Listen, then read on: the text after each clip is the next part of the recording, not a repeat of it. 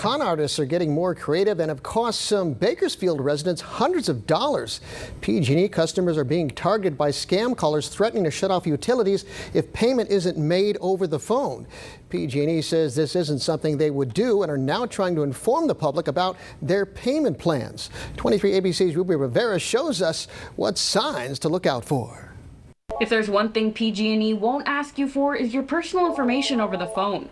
Things like social security number, home address, or bank information. Instead, these are tactics of scam callers trying to make a run with your money.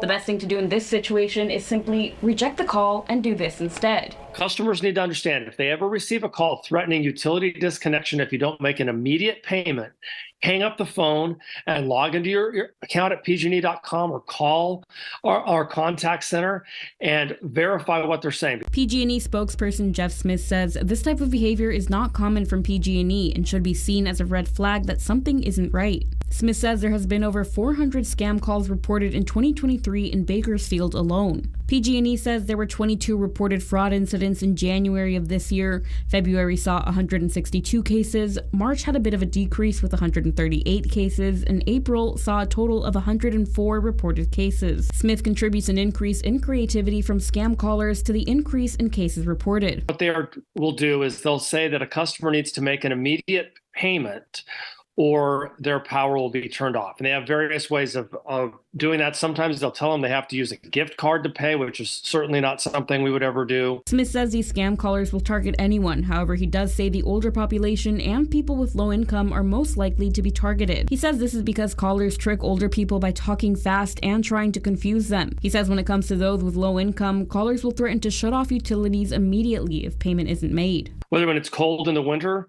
or hot in the summer, that's scary to folks if they won't be able to use their air conditioning. And we're already seeing really, really hot days. Smith advises the public to make a police report if they are scammed and pay attention to the small details as it could save you hundreds. Be aware that if something does not seem right, it probably isn't right. PG&E says scam tactics have gotten more creative over the years and say to stay even more alert when payments are due. A full list of do's and don'ts can be found on the PEG website. That information will be posted to our website at turnto23.com. In Bakersfield, Ruby Rivera, 23 ABC News, connecting you.